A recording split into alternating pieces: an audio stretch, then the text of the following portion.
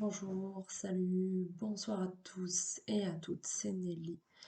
Est-ce que vous savez pourquoi la plupart d'entre nous, en tout cas beaucoup d'entre nous, beaucoup de personnes ne réussissent pas quand elles entreprennent quelque chose? Eh bien tout simplement parce qu'en fait, elles n'y croient pas. Elles n'y croient pas, par exemple, on doit passer un concours, un examen, on a un projet à monter, on a quelque chose qui nous tient à cœur, qu'on a envie de faire. Et très souvent, on entend c'est vachement difficile, je suis pas prête, je suis pas prêt, c'est super dur. Et en fait, on donne à son cerveau cette espèce d'instruction, d'échec programmé, comme quoi on n'est pas prêt, c'est trop difficile, c'est pas à notre portée, on n'est pas assez intelligent, on n'y arrive pas. euh, et donc, il n'est pas étonnant d'arriver à ce concours, à cet examen ou au fameux projet qu'on est censé mener à bien et d'échouer.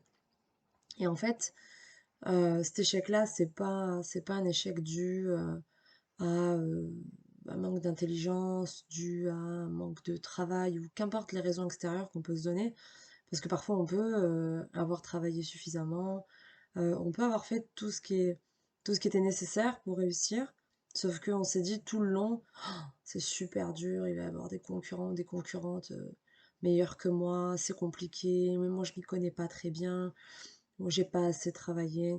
Et en fait, ce qu'on dégage, déjà, c'est ce manque d'assurance. Et ce qu'on envoie comme information à notre cerveau, à notre subconscient, c'est qu'on n'en est pas capable. Et le subconscient, il est là pour faire qu'il croit, ce qu'il pense qu'on veut. Et lorsqu'on lui dit, je ne suis pas capable, je n'y arrive pas, je ne suis pas prêt, je ne suis pas prête, c'est trop tôt, j'ai pas assez travaillé, il y a trop de concurrence. À ce moment-là, on n'arrive pas à dégager la confiance, l'assurance, la sérénité. Et parfois, on peut même se bloquer, on sait les choses et arriver au moment où jour J, et si c'est un concours par exemple, ne pas réussir à répondre aux questions alors que en temps normal, on n'aurait pas eu de difficulté à argumenter, rebondir ou faire en sorte de donner les éléments justes et nécessaires pour réussir, que ce soit un examen écrit, oral ou un projet ou qu'importe. Alors je dis ça parce qu'en ce moment, je suis dans un contexte où je suis avec des personnes qui doivent passer un concours et où je trouve qu'il y a beaucoup de croyances limitantes et de barrières sur l'idée de ne pas réussir à travailler, à faire le nombre d'heures de travail nécessaires et justement à être en concurrence, entre guillemets, avec des personnes qui vont passer le concours, mais qui, elles, seront plus expérimentées en termes d'années. Elles auront travaillé plus d'heures, elles connaîtront mieux les textes de loi, les procédures et toutes sortes d'excuses, parce que moi j'appelle ça des excuses, même si c'est pas souvent très bien pris. C'est un peu ce que c'est en fait, c'est simplement des barrières mentales et des croyances limitantes. En fait, le potentiel humain, il est illimité, si je puis dire. Il est bien plus élevé que ce qu'on croit, et nous sommes bien plus capables, et vous êtes bien plus capables et plus fort que ce que vous croyez.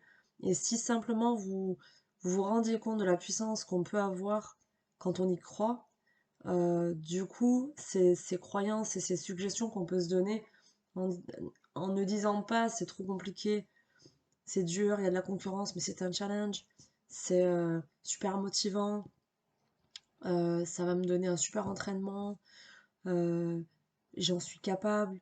Ok, j'ai peut-être pas beaucoup de temps pour travailler parce que toute la journée je suis au boulot et je dois réviser, mais comment est-ce que je peux potentialiser et optimiser le temps, le peu de temps que j'ai? Quelles techniques innovantes je peux mettre en place?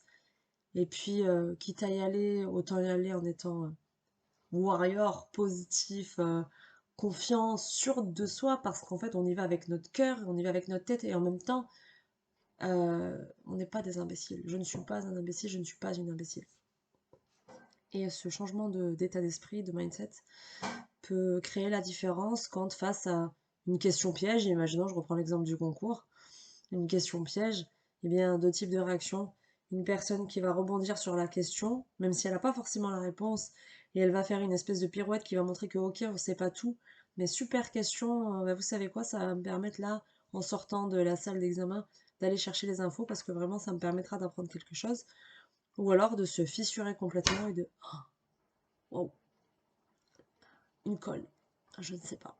Et à ce moment-là, on n'est plus en état de ressources personnelles, mais on se bloque. Donc le petit conseil, premièrement, débloquez votre cerveau. Récupérez votre pouvoir et votre confiance, parce qu'on est tous pleins de capacités. Ensuite, travaillez. Et quand on n'a pas le même temps que notre individu pour travailler autant, trouvez des techniques. Ne vous trouvez pas des excuses. Trouvez des techniques pour travailler plus efficacement. Il existe plein de méthodes pour apprendre. Les mind maps, la lecture rapide. Plein de choses qui peuvent, des ressources qui peuvent vous permettre d'avancer. Et si c'est pas dans un examen et que c'est pour des projets, visualisez le but et l'objectif avec des réelles images, des couleurs, des formes, des odeurs, des sensations. Et ne vous demandez pas comment je vais faire, c'est trop difficile. Visualisez votre projet et soyez confiant. Parce que du coup, le cerveau, le subconscient va se charger de vous trouver le chemin pour y aller.